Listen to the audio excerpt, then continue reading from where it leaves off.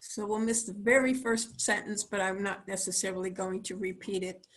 I have not my picture in the center. I'm up at the corner to what I have to do to that.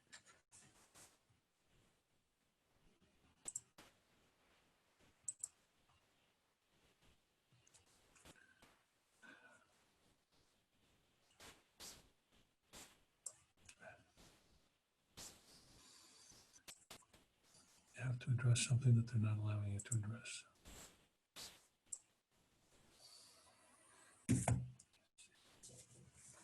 I have to show you, I don't know if you all managed to download your packets, but I will be putting the packets on the screen.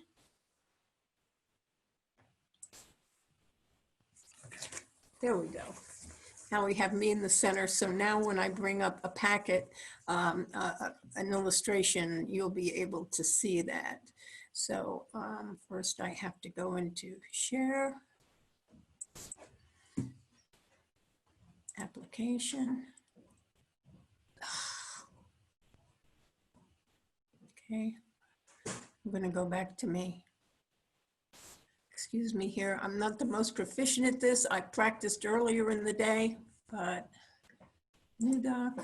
There we go. Back to here. Go to share. Application and the doc. New doc, share. All right, you see on your screen a zone chart, a meridian chart, which shows the meridians as they move through the body. You will notice if you look down at the feet that on both the right and left foot, you have the number 1 at the big toe area. If you were to follow that up, you see they join at the groin and then continue in a straight line up to the head.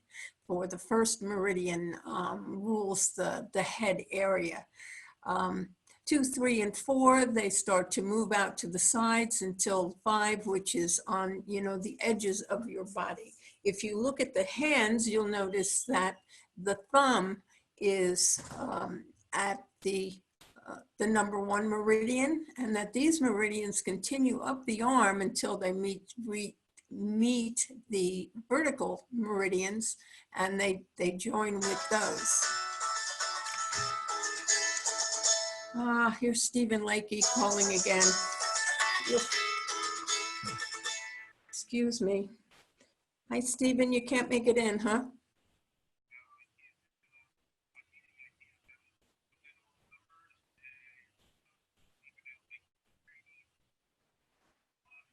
No. Okay, well, I'm not the one that can really help you with this. Let me give you my husband's phone number. Yes?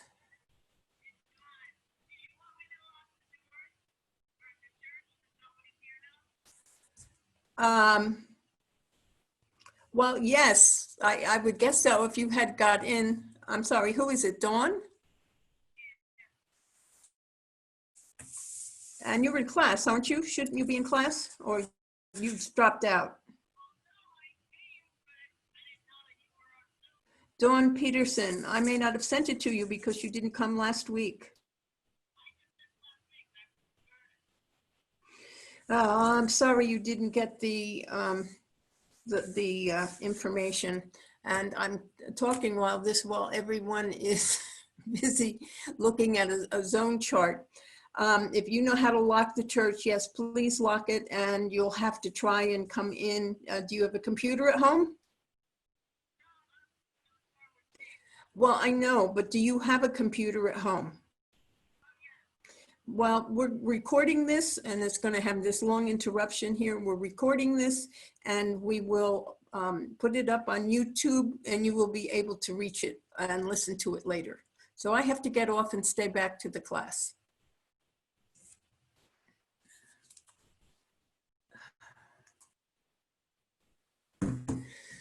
I'm sorry. So you see the zone chart. So let me get on with the lecture. I'm sorry, I can't keep answering the phone. I'm teaching. I'm teaching the class. You'll have to watch this on YouTube afterwards so that you don't have to miss. Okay? Pardon? Yes, it'll be on the ISD channel, and I'll send you a link because it will be a private one. And we'll do that after the class. Okay, I'm sorry. Bye-bye.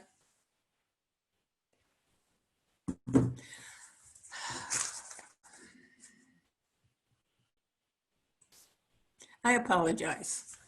We are still having difficulty because of the classes. Let's see. Where are my participants? I'm seeing you all again. Okay. All right, so you see the zones that were there that have the meridians that have endings in the hands and the feet. If you put pressure on the ends of the feet and the meridians that you will, and you massage them, they will stimulate the energy flow along these meridians, therefore encouraging the natural healing and the normal functioning of the organs that are placed on those meridians or the muscles and tissue that surround those meridians. So by doing foot reflexology, you are actually stimulating things elsewhere in the body. This was for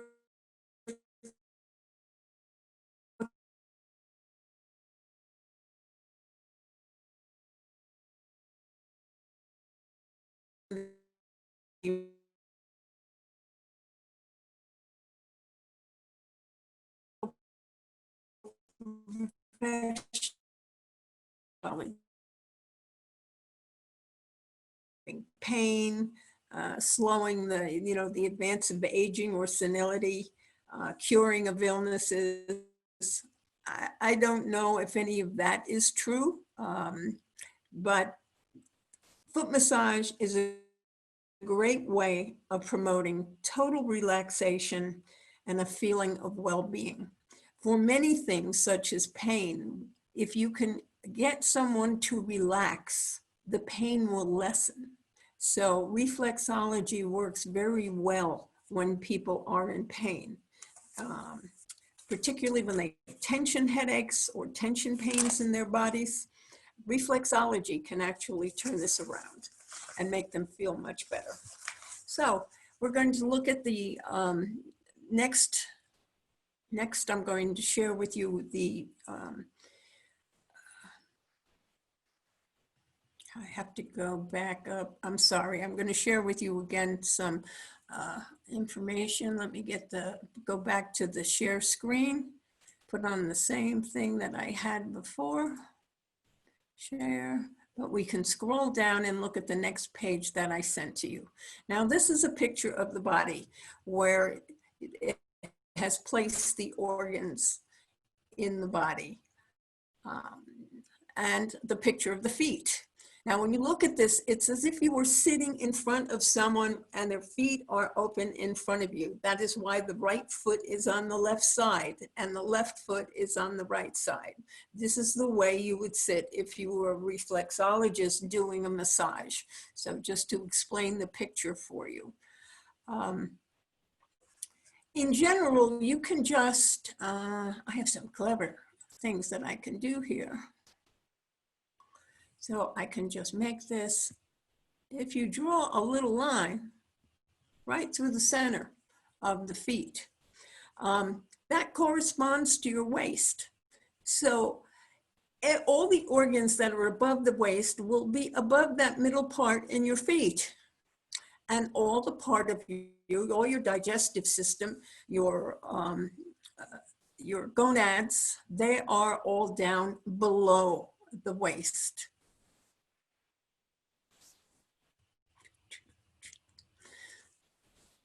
I think that's so cool. So if we just this is how to find the reflexes on the feet.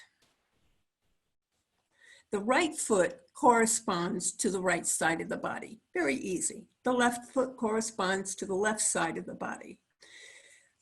The top half of both feet correspond to the areas above the waist, and the lower half of the feet correspond to below the waist.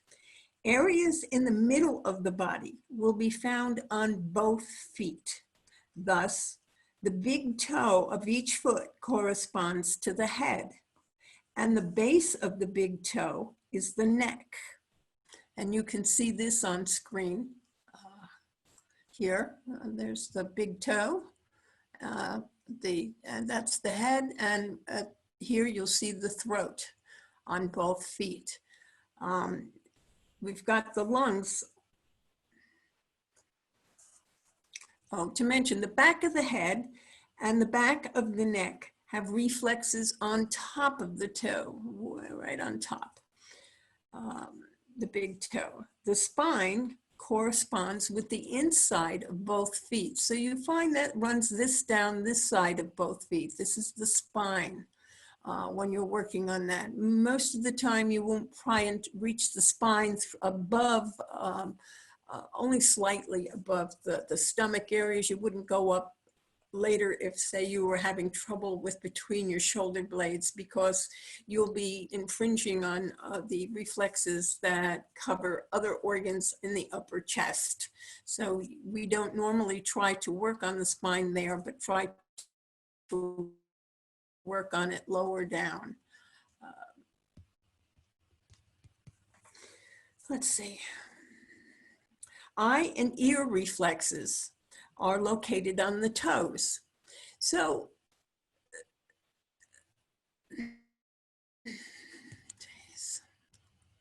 we've got, that's just put a line on the second, the third, and the fourth, usually equal your eyes. The fifth little toe is your ears. So on both sides of the body, you know, your left eye, your right eye, makes sense, doesn't it? So you have the toes. Now some illustrations show the, this illustration shows the reflexes for the eyes and the ears on the pads of the feet. The sinuses then would be underneath the toes where they join the rest of the foot. Sometimes illustrations show the sinuses on the pads of the feet and the eye and ear reflexes underneath the pads of the toes. So I don't know which is right there, but you're going to massage them all. It doesn't matter. When you give a foot massage, you are going to massage every part of the foot. It doesn't matter where the disturbance is in the body. You are going to work on that longer. You'll be more gentle with it. You'll come back to it after you've massaged a little bit. Some gentle massage. You'll move to a different part, massage that, come back to whatever is bothering them. They're having stomach problems. They're having, you're not sure, they've got pains on the right side. It could be their liver or gallbladder. All you need to do is you massage that a little bit, and then maybe you'll go on to the stomach area and then come back to the liver or gallbladder area, continuing to massage till they no longer feel discomfort in their feet. These reflexes, the way when you're sitting down to give a massage to someone, I'm going to go back to my own picture there a minute. So I'm going to stop share because I want to talk about testing the feet. When you sit down to give a massage, generally your tool is a pencil. And I'm going to demonstrate on my hand, but you press the bracer of the pencil against the spot on the toe. So you want to see how their head is. If they're having headaches, is there something wrong with their pituitary that's in the middle there?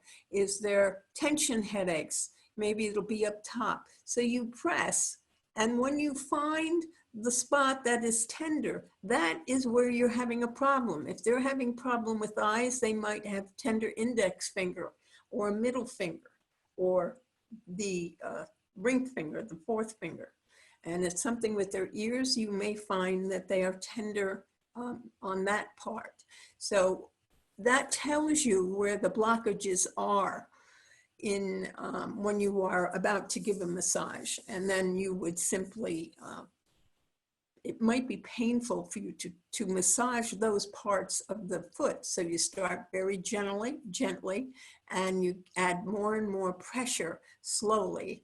And as I said, you would move off to a different area of the foot. It's very interesting as you go through this process.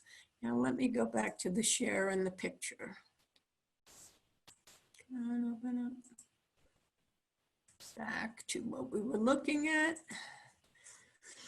So I can get rid of these things in here. Don't need to see them. All right, where was I? We were talking about the sinuses. Okay, the heart reflex is located on the left foot below the fourth and fifth toes. So you can see that illustration in the picture right there. That's the heart. In the same area on the right foot is the liver and the gallbladder. The stomach you see on both feet because the stomach is located in the center of the body, and the spleen is below the heart area.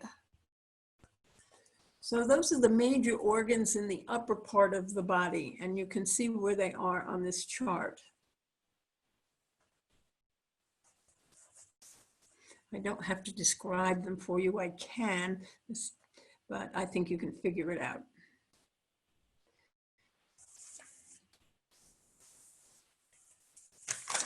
Let's see. Now we go back down and there's the colon. Now the colon, you may remember, oh, you can look at the picture of the man. The colon actually goes across the middle of the body there. It comes up the side and moves back down until it hits the anus. And the stomach empties into the small intestines. It goes back and forth. So the small intestines are in the kind of in the middle of both feet. They're not showing it here necessarily. They're showing the colon down, and they show the bladder, which is in the middle. I think you all know where your bladder is. And they have the small intestines put here in the mid part of your heel, and way down at the bottom of the heels, a little bit to the outside of the foot, is the sciatic nerve reflex. Now, it's very hard when you're working on the heels of people. You know, your heels are very hard, and it's just hard to press in. You need to press in. So what you can do is use your knuckle. Go back to and stop share. Go back to my picture. You can use your knuckle by taking this and pushing your knuckle into the heel of your foot on a little bit toward the outside. You can reach that reflex. You press in very hard because it's going to take that kind of pressure to get there through the tough material that consists of your heel. Mine's a little sore on my hand here. So that's just a suggestion. Now, when it comes to massaging is done, usually you're going to use your thumbs a lot. And I was talking with Lori, and she was mentioning she is a shiatsu massage therapist, but she is educated that way. And when she took her classes, they used nothing when they massage feet, because you're going to be doing pressing. You press in and you rotate to try and get inside the flesh to get to the reflex. And so I guess the shiatsu opinion is you don't need to use oil or anything. Once when I was teaching this class, someone said, but they taught me never to use oil. They said, use talc. But then people said, no, I don't want talc. It causes cancer. So You cannot use any oils, you cannot use talc, you cannot do anything. You can do it just with your hands on their feet.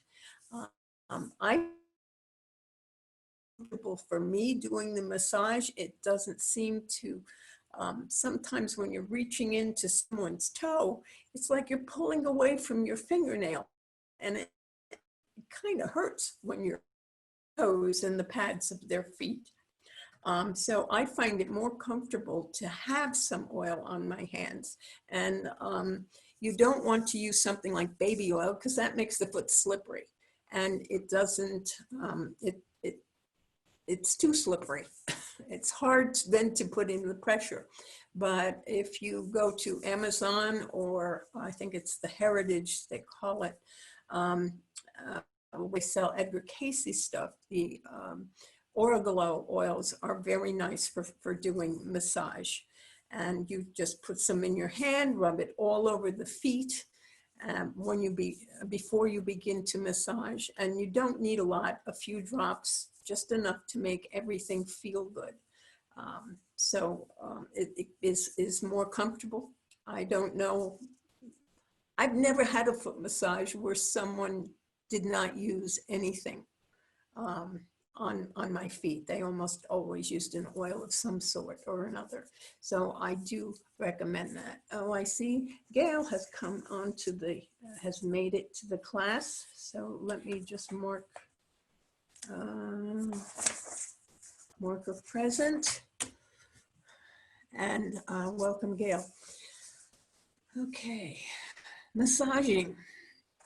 Now, when you start out to massage the feet, the suggestion is that you start with the solar plexus. So if we go back to our illustration, share, application, illustration, share. Okay, you're going to start, the solar plexus is in this area,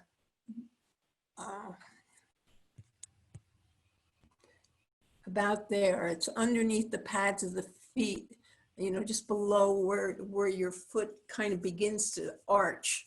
And in that area is the solar plexus. So you begin by massaging there. Just a nice gentle massage. What happens when you do that is it brings about an instant feeling of relaxation for the other person. You will visibly see them relax. Now, if they have really ticklish feet, this is sometimes a problem, but you can usually overcome that by pressing firmly in the foot and not running your fingers. Very light pressures on the foot do nothing, and they tend to be more ticklish. So you have to press in harder. And I'm trying to show you how to do it as I speak, but this is what's important. Just press in there with your thumb and rotate it around, and you'll bring about an instant sense of relaxation. And this solar plexus area is also a focus for the psychic energies as well. It is the center for a great network of nerves. So a short, light massage to this area will bring about an immediate feeling of relaxation. And then you move to the big toe. And you start with the top of the big toe. Let me just get this. You know, way up top, at the very top, and then you move into the pituitary. You're going to be pressing, rubbing you do the sides, you know, down the sides. You get down here, you press hard into the pituitary area. The pituitary is found in the exact center of your head. So you need pressure to get in there. And you go in and you do the web of the toe, and then you move on to the eye. Now, it doesn't matter, I don't think, which foot you start with. You can start with the right or left foot, but you're going to always do 2 feet whenever you're doing reflexology, so that you move after you finish the big toe, you move on to the little toe. and you massage that fully, every part of it that you can reach, including the area in the bound. We'll just move on to the next one and massage that, and just keep moving one toe after the other till you get done with that. Then either I reverse back to the big toe and hit the area underneath the big toe and underneath all your toes one at a time, so that you're getting your neck area, every area of your neck. Now the thyroid is located in the neck, in the throat. And so we're going to go over the glands in the next slides, but the thyroid is in the center of the throat. So you would, that is where they show the throat on this diagram. So you can see the throat area. So the thyroid's in there. If you need to, you massage that thyroid area, and the parathyroids are also located there. So you're going to work on the thyroids for a little bit.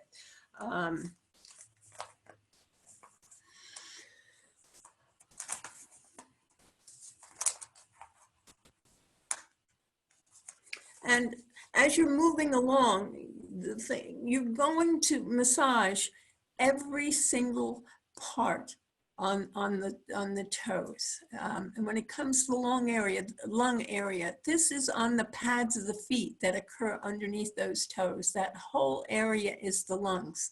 And since the lungs really fill up a lot of space, I'm gesturing to you and I know you can't see me. The top of the feet is also given pressure and massage, so that when you're working on the feet, your thumbs are on the soles of the feet, and in that area you're also holding the tops of the feet at the same time, so that you are pressing and rubbing, pressing and massaging around.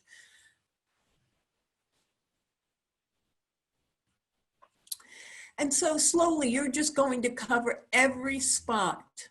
You may want to hit the liver and the gallbladder. You need to cover every spot. So you're carefully covering every spot. I'm gonna stop this share, but let me just take the next look at the next picture. Is what, just moving, taking on this is just another diagram that you got of the reflexes. It shows some things in more detail than the other one. It can be a little confusing in this area of the small intestines and the bladder. Ileocecal valve, the appendix is in there, those whole areas. And you'll see the sciatic nerve down at the bottom here. Whoops, cover it up. The sciatic nerve, remember, is a dot a little bit to the outside part of the feet. Oh, that was the inside part, sorry. There, and then a little bit here, a little off center. That's where the sciatic nerve is. Now, often pain in the sciatic nerve comes from the spine, but you don't have to worry about that. When you are working on the this part of the feet, you will be hitting the spine there, but you're going to specifically take care of the sciatic nerve by pressing on the heel and remembering to use your knuckle. So these are they're both useful charts. Some things just show more on one thing rather than the other. Make my things disappear. So let me stop share. Let me look at you all. How's everybody doing? Are we doing okay? Got any questions? If you do, you can raise your hand or unmute yourself and speak up. I'm busy massaging while I'm talking to you. So when we were talking about the lungs, this is what you're going to be doing. You're going to be massaging down here on the lungs. You're going to be holding up here at on the back of, well, the hand is not quite the same, but your foot, this foot has very long toes. So you're going to be massaging here and here at the same time. Part of it just comes because you're holding the foot firmly and you're going to massage, press, massage, press, massage. You have to be very methodical about this. You just keep working on every spot and moving through the various sections. And then you don't have to really think about what reflex am I working on, unless you know that your patient or your customer, your client or your friend, whoever you're busy massaging. And notice I have switched to my knuckle because my thumbs have been tender lately. So you can do that. Just use your knuckles also, because you can get more strength that way. And it feels good. You don't have to worry about hurting someone unless they are having a problem with that spot, in which case, lighten up. Don't press so hard. Give it a slight massage. Go massage something else. Come back, massage a little bit harder to get in a little further, and then go to a different part of the hand, maybe just next door or a little bit spot. And when you continue across, then go back again to the area that's bothering them with a little more pressure until it's comfortable for them. And then you will have stimulated the area enough, allowed whatever blockages might be in the way of the energy that's flowing, and restore normal energy flow to the area. Let's see what else we have. How are we doing? Okay, it's only 10 minutes after 8.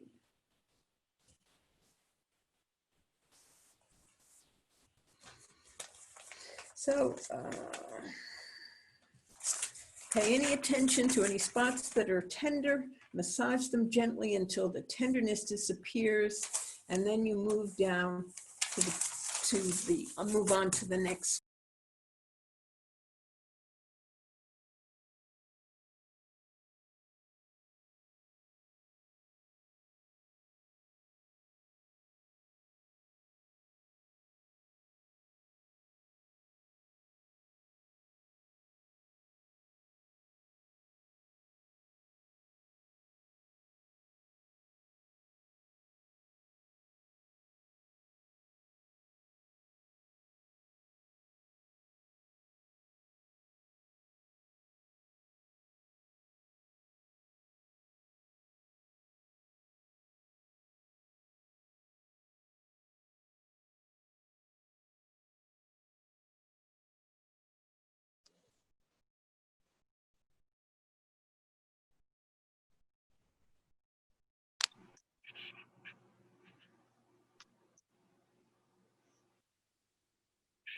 Norma, your microphone is muted.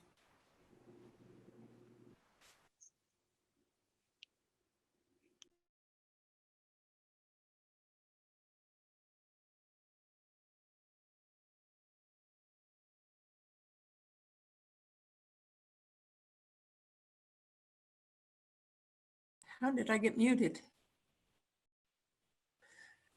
Okay, so I was just looking for the new page that I'll be sharing with you. So the share is here, coming. And we are looking at the list of the glands that are in the bodies. Now, this is some knowledge for you to have about the different glands in the bodies, in your body, and they're good for you to know for yourself. You've all heard of your adrenals. Now, the adrenals are located above the kidneys, so there's one on each kidney. And the adrenal glands is what releases adrenaline. So when you are under attack, or you have a need for sudden energy, or you're scared or frightened, your body releases adrenaline, which then gives you the ability to utilize energy more fully. So, and to have more energy and do things. So that the adrenals are on top of the kidney. So if sometimes you hear of people with adrenal failure, their adrenals are drained, you would have to massage the kidney area to try and stimulate those areas. The liver, it's the storage place for glycogen and vitamins A, B, D, and K. K being for clot, of course, and it's a source of body heat. So it's under the diaphragm on the right side, level with the bottom of the breastbone. It tells you where it is and where it is on your foot. So you can look these across. They're important to know. Now, you know, for all us ladies out there, we all have ovaries. And we know what they do. They produce our eggs and hormones that help regulate our body. And they're the good hormones too, which also help to keep us, I think that they're partly why we tend to live longer, because we get to have, yes. It won't come to me, the word. So at any rate, you know, that female hormone, which kind of drives us crazy too. And those are on each side of the uterus, behind and below the fallopian tubes. And where to find them again is on the outside area of each foot. That I missed on the other share. I didn't finish, I'm sorry, I forgot. So excuse me a moment, I'm gonna stop this share. And I'm going to go back to the old share. Back here, there was one more spot. The gonads are located on the outsides of the feet, underneath your little ankle bone there that sticks out. There you'll see the testes and the ovaries on the outside part, and the penis and the uterus. You can see the sciatic nerve that is in here. We've got the sciatic nerve, and we've got both the ones on the inside of the foot, the penis and the uterus. On the outside is the testes and the ovaries, depending upon whether you're talking about male or female. The lower lumbar area is in the arch of the foot. On the outside, or I'm sorry, on the inside of the foot. And if you look, there's also a notation on the outside of the foot for hemorrhoids. So after you've done all the way down on the bottom of the foot, you have to address the outside of the foot and the inside of the foot, being sure to massage the edges of the foot. I actually like to, I'm coming back to me. Yes. Oh, I've been talking. I'm assuming you were able to see it, but I don't have the share up, so I must have not done it. Come on. All right, this. Zoom. Sometimes I forget how to do this because I haven't done it enough.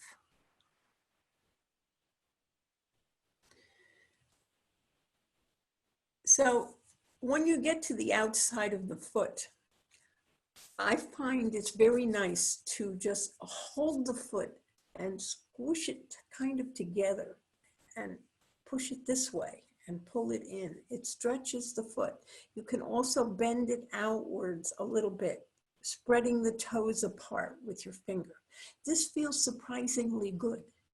And after you have finished the full massage on the outside, if you reach up to above the ankle and you grab the leg and you gently run your hands down the foot, I find you almost always get a sigh of some sort because it feels so good. But what I think of as I do this is that I am pulling out the tension out of the body. Now, as you know, from as much healing as you've already learned, when you decide that this is what is doing, you are happening, you are sending someone energy, when you are channeling the energy, when you think of the energy is flowing in you and through you and out your hands or into the person that you are healing, that is what is happening. So when I often, depending upon the person, I will go maybe halfway up their calf with my hands and reach and slowly just pull down very gently all the way to the end of their toes. Take that energy and I drop it down to the ground. Shake my hands out a little bit and then do it again.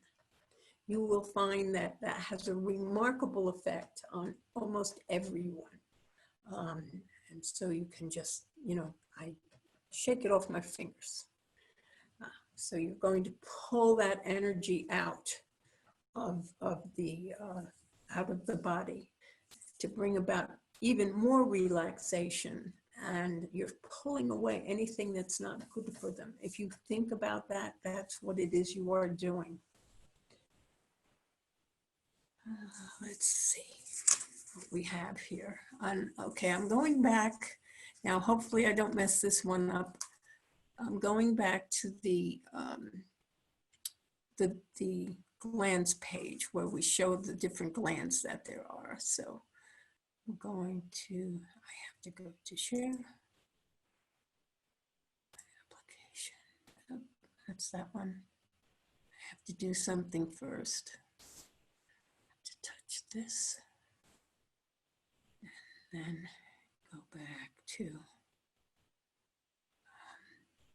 Zoom. Go to share. Sorry, people. And go back to the glands. All right, we got the glands back up. So we've gone through the adrenals, the liver, the ovary, the pancreas. I'm sure you all know that that secretes insulin. So anyone who's got diabetes, you want to give some particular attention to that area, massaging it gently and more harder as you go along, spending a little extra time if they have diabetes. But you also have to be careful about this because you can stimulate them to release insulin. So it is possible that you might, you don't want to overdo it. So you have to be a little bit careful and watch the person. And I hope you will have asked them to let you know if they feel any discomfort or anything or strange ways. You don't want to trigger too big a release of insulin because then you could send them into hypoglycemia. So, it tells you where and what it does. So the pancreas secretes insulin and other hormones that are essential for good metabolism. The parathyroids I talked about, they're located on the thyroid, which is located in the neck. It's a butterfly-shaped gland and is on either side of the, of like your Adam's apple. So it goes through the body there in the center, and the parathyroids are placed on the top and a little bit behind them. So when you massage the thyroid, you'll also be massaging the parathyroids, and the parathyroids regulate blood calcium levels. To have a good steady heartbeat, you need to have good calcium levels in your blood. That's part of what they I'm trying to think what the term is.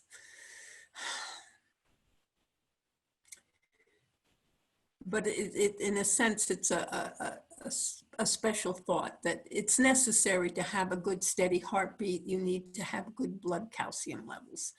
The pineal gland, they don't know what that is, but it's attached to the roof of the brain, and they're not sure what it does. And there are lots of metaphysical discussions about this if you want to get into them.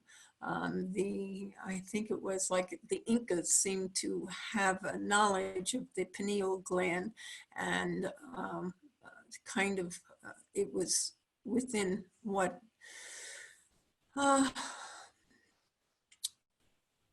well, they attached a great deal of importance to it because they made reproductions of what it looked like.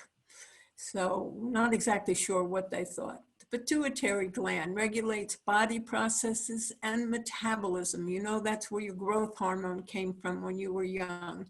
So when you need to stimulate some of your hormones, that center of the thumb, the center of the big toe is your pituitary. That also regulates our metabolism. The testes, as we know, create and secrete sperm and their own hormones. And so that's located on the outside areas of each foot, on the outside of the ankles. And the thyroid also, we already discussed that, so we don't need to go over that again. And here is on your left is where the glands are found in your body. And on the right is where they are found on your feet. So you're looking at the pineal gland and the pituitary gland. You're looking at the thymus, the thyroid, the parathyroids. They're all in there right underneath that big pad that's kind of in the crack between the spot where you have the ball of your foot. It kind of runs along the edge of the ball of your foot. The pancreas, the adrenals, and your kidneys are there. And they're showing you the testes and the ovaries. They're the endocrine glands. So these things, the glands are very important for health. And you might, if you are looking at people's auras and you can see them well, you might notice if there is disturbances in the glands at the glands of the people that you are healing. You may be able to use reflexology to stimulate those glands to be better. Now we'll take just a moment. I'm going to stop this share, come back to me, and I'm going to set up the next document. I don't know what you see when I do that,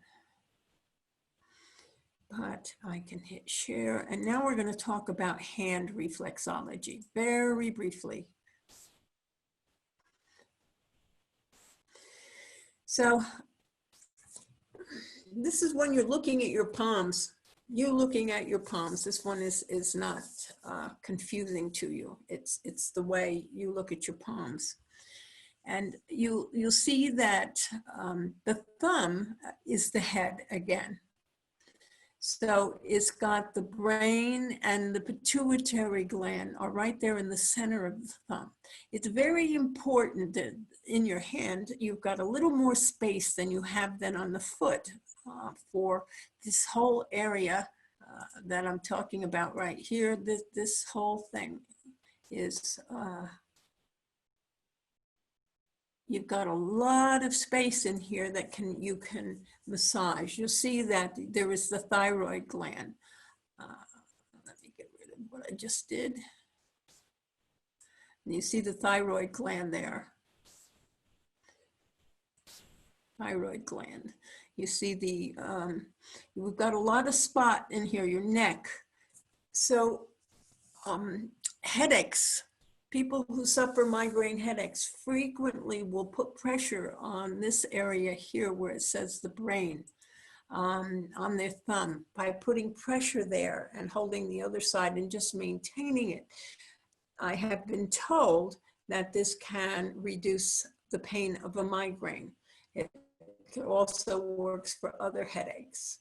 So it's a simple thing if you happen to have a headache. You can take some aspirin or Tylenol or something, but you can also try putting pressure on that spot in your thumb. And you can see when you look at how big on the fingers, how much space you have with the sinuses. And they have a little spot down here for the eustachian tube. And it is important to do all around the fingers and the thumb, you know, not just the palms of your hand, but the back of your thumb and the back of the fingers and the sides of the fingers and this bridge between the fingers, these areas in here. You're going to massage all those. Here's the ear and the shoulder. Look at that. That doesn't have a great deal of space, but it has something. And you can look at this yourself to see where things are. You can figure out the the location of the reflexes on your hand with just this little chart. And then we have one more chart, which is has the reflexes for the hands, and it shows you the bodies. So it kind of tries to tie them together, but that sometimes can be confusing. You'll just have to work at looking at it. The endocrine gland reflex chart is also we have here. And they're showing you again on the left here, you're getting where the placement of the glands are, and you're showing them on your hands. Now, with hand reflexology, the wrist is also part of the what you're going to be looking at. If we go to the first illustration, you'll see on the outside, you'll see the sciatic, the hip, and the low back. And on the thumb side, you know, they're down below on your wrist is the prostate, the uterus, the rectum, the sciatic nerves. And same thing, ovaries, testicles. On the other hand, it shows you the ovaries and testicles. So they're down into the wrists themselves. So if you want to go into hand massage is what you can do for yourself. It's really easy. It doesn't bring on that sense of relaxation that foot massages bring on, but it is, it's just easier for you. And you can get rid of this stuff.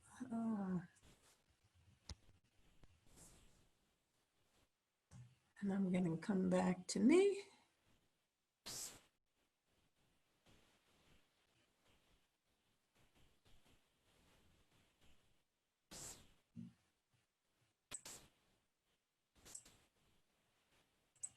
I ended up in the corner instead of being in the middle. And I don't know how I did that. Oh, stop share. That's what I needed to do, stop share. There we go. Now I'm right. Sorry about my inexperience doing this. I'm doing the best that I can. And let's see, Terrence, would you like to have anything to say? It's 8:30. We have time for a little bit of general healing if people would like to, if you'd like to work on that. I deliberately kept the class a little bit short, but I covered everything that we needed to cover on it. You are not going to be a reflexologist through this short course. I'm just giving you the basics of it. If you were studying reflexology, you would have many more classes. At least, you know, if it was given through the Institute, probably 4,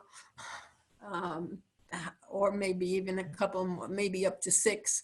But if you wanted to go to some place which is super serious about it, you would probably have many more hours. But this is enough for you to get the idea. And does anybody have any questions? Well, Norma, we could do a little bit of healing for people in the class, if you want to do that. Yes, I think that would be a good idea. Okay. Some of you probably. Here, let me make you a co-host. Hang on just a second. Okay. Or make co-host. Yes. Probably Now I'll. I can see you better. Where are you? Now I'll probably disappear. Oh, you know what? You don't have your video on. Oh no. If you look down on the left-hand side of your Start screen. video. Oh my God, I'm sunken. Yes, you can Anyway. start your video and maybe we There can we go. see you. Okay. Some of you probably sat in on the Zoom version of the healing circles we did for last month.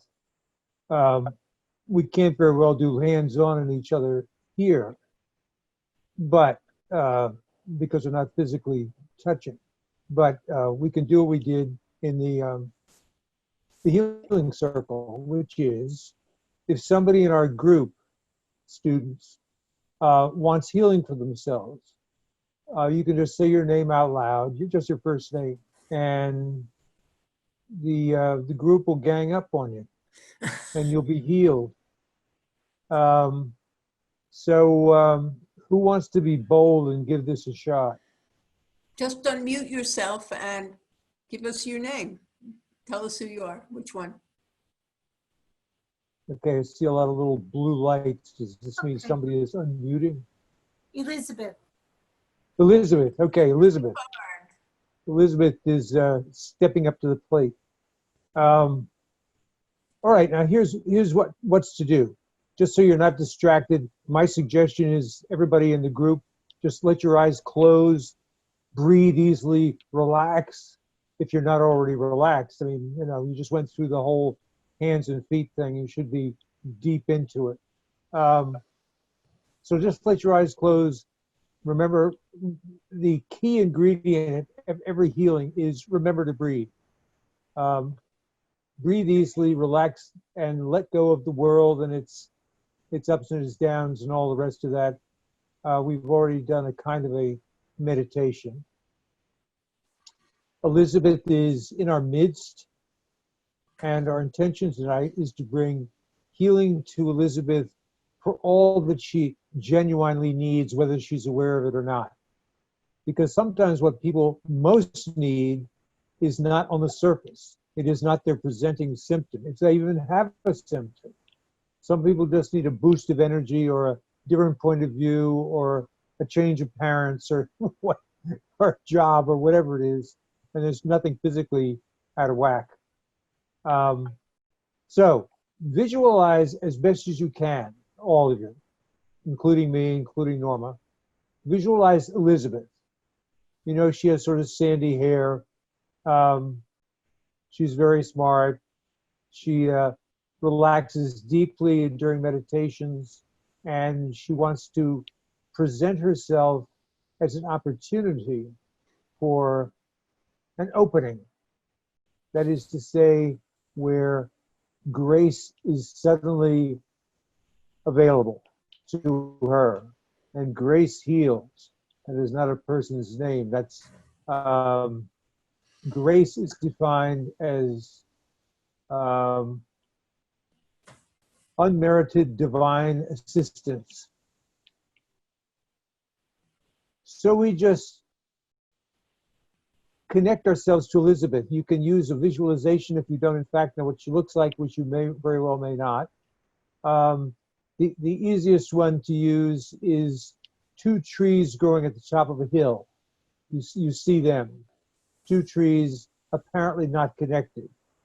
And then you begin to realize that the roots of the trees are becoming clear and apparent through the grasses on the soil. And in fact, those trees are connected by their root systems. So you visualize yourself connecting to Elizabeth, breathing easily, and ask for healing for Elizabeth, for all that she knows, all that she needs best. And allow that to begin to take place. Healing is a fairly invisible and intactile event. So as you visualize Elizabeth and yourself connecting, and then all of us connecting to Elizabeth and all of us connecting to each other at the same time, you can, if you choose, utter a very short silent prayer in your own mind, and then for less than a minute, just go into a complete silence and let the healing take place. This is probably the hardest part of all healing, is simply to let it happen, because we're so used to having to force issues and command and make sure that things take place. In this case, the case of healing, it's quite the opposite. Just breathe easily, say a prayer, ask for divine intervention for Elizabeth for just a few moments, and let us all do it in silence.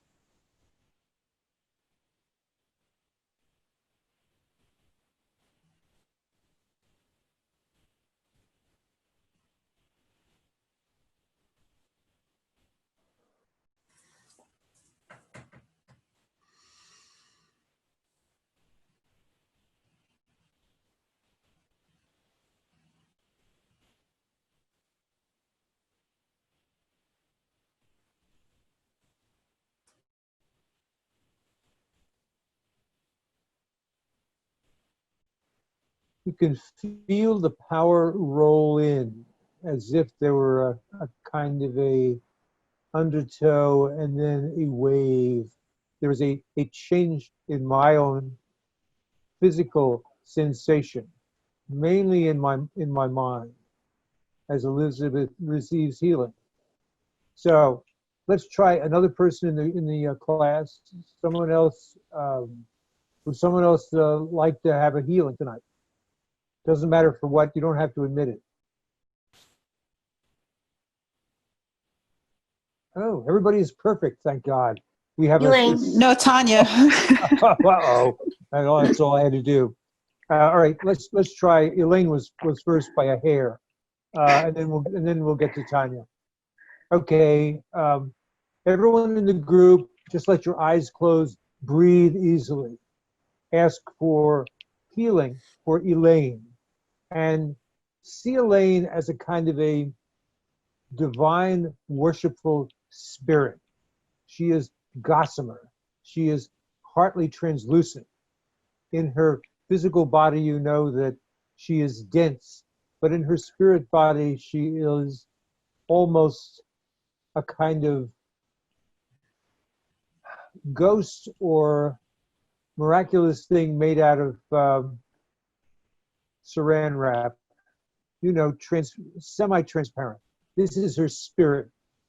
And Elaine is here in order to beckon to us, to connect with her and bring about profound healing for her.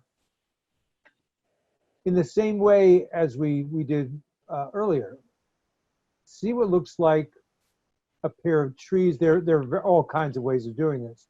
A pair of trees on a hill, perched on the top of a hill, apparently separate. In fact, they are not separate. As you continue to gaze at these two beautiful blooming trees, you see that they are connected under the soil, under the earth. The roots connect the two trees, and in the same way, each of us in the class is connected to Elaine, and in fact, each of us in the class is connected to all the others in the class tonight, since we are brought together in a spirit circle. So just let your mind be at peace. You have asked one time for healing for Elaine. You can now go into less than a minute of silence, bringing in God's wisdom and assistance for Elaine. And in that silent moment, you can simply be at peace and utter, if you choose, a short prayer quietly to yourself.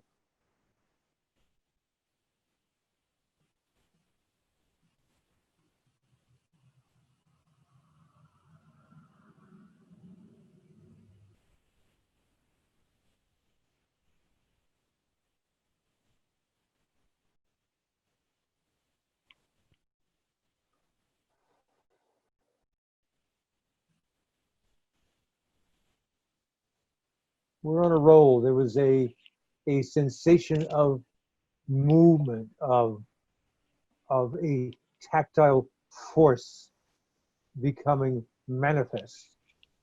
And now let's move on to Tanya.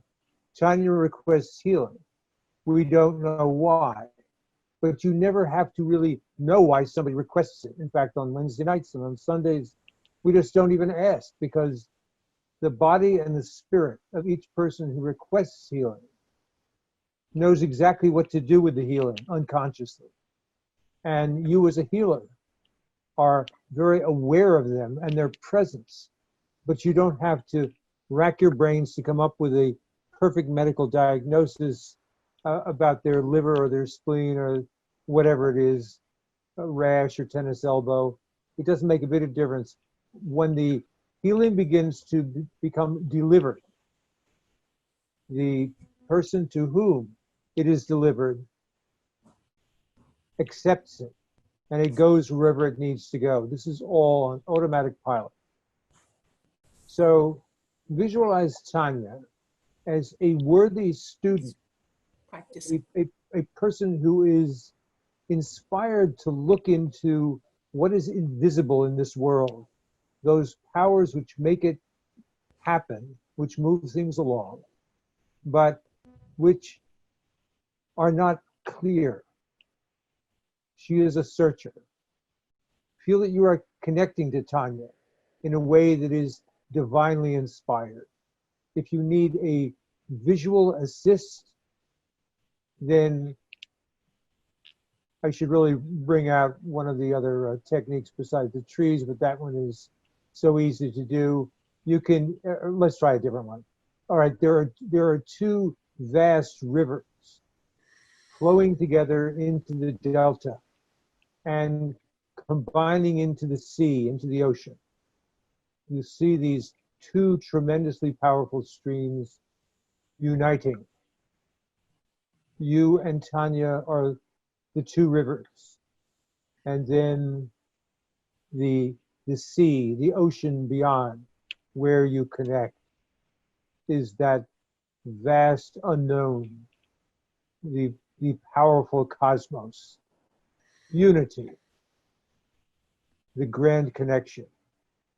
And feel yourself swept into this unity with Tanya, a feeling of grace and abiding with souls comes about. And as you continue to do that, having already asked for a healing for Tanya, feel that in the silence which we now all enter together, you can say silently in your own mind a short prayer for the duration, and then we will conclude the healing. So now for at least 35 seconds, let yourself just be at peace. Healing is on its own course. And if you choose, say a short prayer.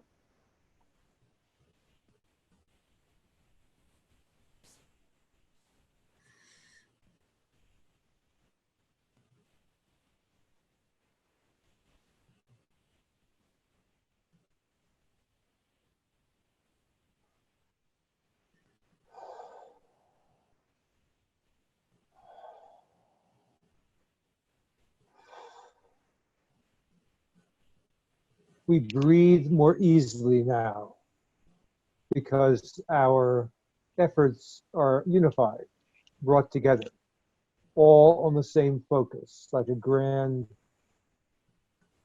heavenly laser. A lot of time is expanding, bringing Tanya into contact with health, wealth, well-being. No matter how she may perceive the world, it is very much improving. And was there anyone else tonight who would like healing for themselves? Yes, Terrence, the church received a request for healing for a 17-year-old by the name of Kylie, Kylie. whose heart actually stopped, and she's been Okay. in AFib.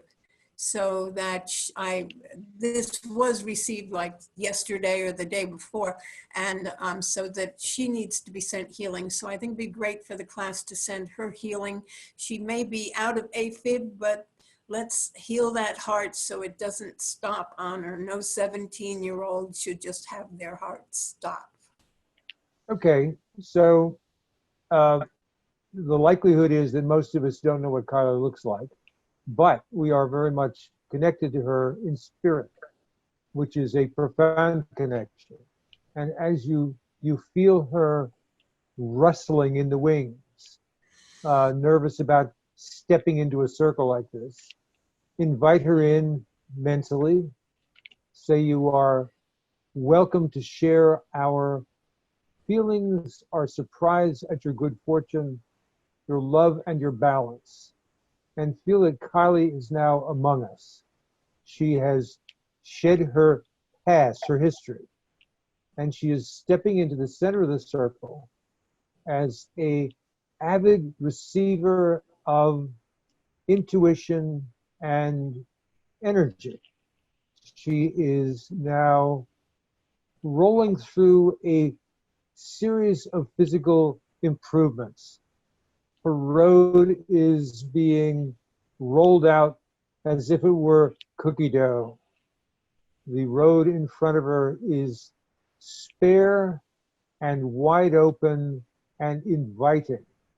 And she feels herself drawn along the road by a kind of a magnetic pull towards a bountiful future and serenity.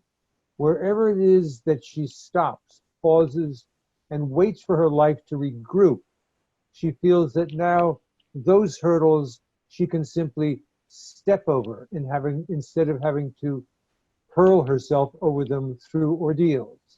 The ordeals are past, and now her spirit is drawing power from the earth itself and from spirits unknown, which are for her for her benefit.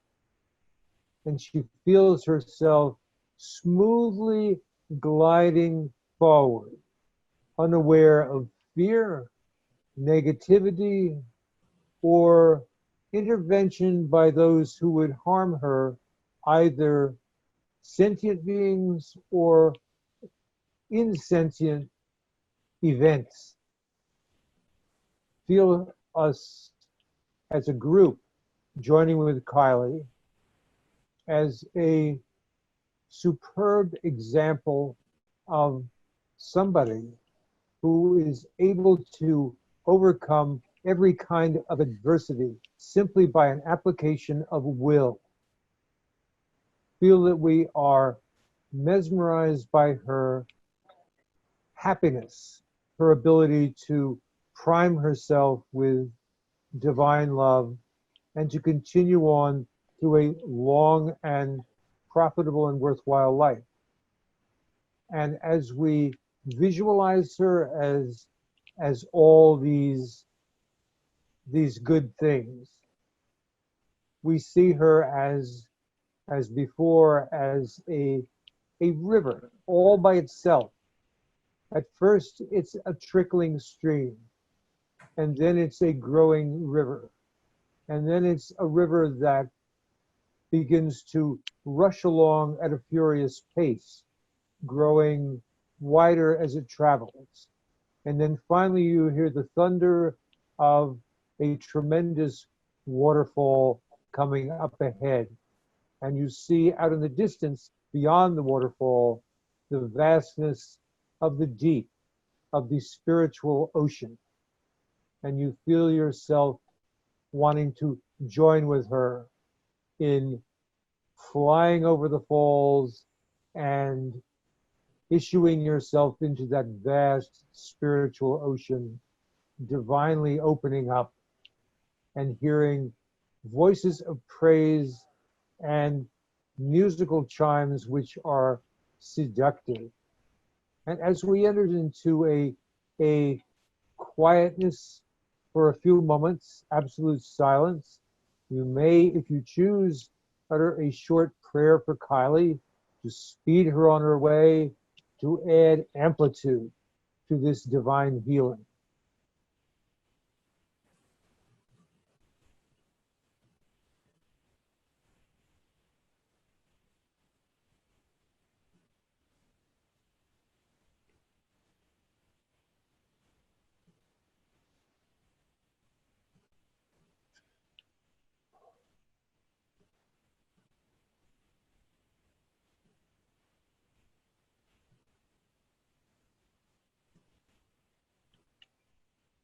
Well, that was a good one. Is there anyone else in the class, before we wrap it up tonight, who would like healing for themselves?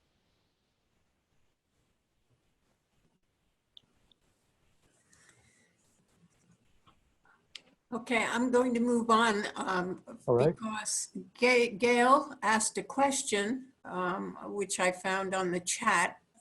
Took me about, I didn't look at that. She asked why the sinuses cover so much area on the hand, because they are the whole finger essentially. But that's because Your finger is the equivalent of your toe, and your toe is tiny and your finger is long. So you've got a lot more sinus space. And it's like the sinuses, I believe, are on the sides of the fingers as opposed to the pad of the fingers, which once again would be the eye area. So that is just the reason your fingers are long, your toes are short. And it is the same area generally. So that the answer to that one. And Terrence, maybe you would like to just tell everybody about next week when John Welshons will be here. Okay, I'm muted. Am I unmuted now? You're unmuted. Okay, very good. There's a junk phone call coming in. We'll just mute that one. All right, next week, John Welshons, who is a profound meditation teacher, fortunately lives close enough to ISD to come teach us a class occasionally. John lives in Little Falls, or it's somewhere around there. I know he moves around a little bit. In the 70s, John was part of that whole, I don't know that he went to Harvard, but part of that Harvard clique where professors rushed off to India and sat in ashrams and got gurus and generally did the Beatles thing. I believe he skipped all the narcotics and magic mushrooms and so forth. And instead, like most of the experimental professors of that time, he went directly to meditation instead of hallucinogens and so forth. And is a specialist in treating grief. His meditation class, which we'll have next week, is not specifically about that, about grief, but he's put out a couple of books on it, quite interesting. And he is the best of all the people.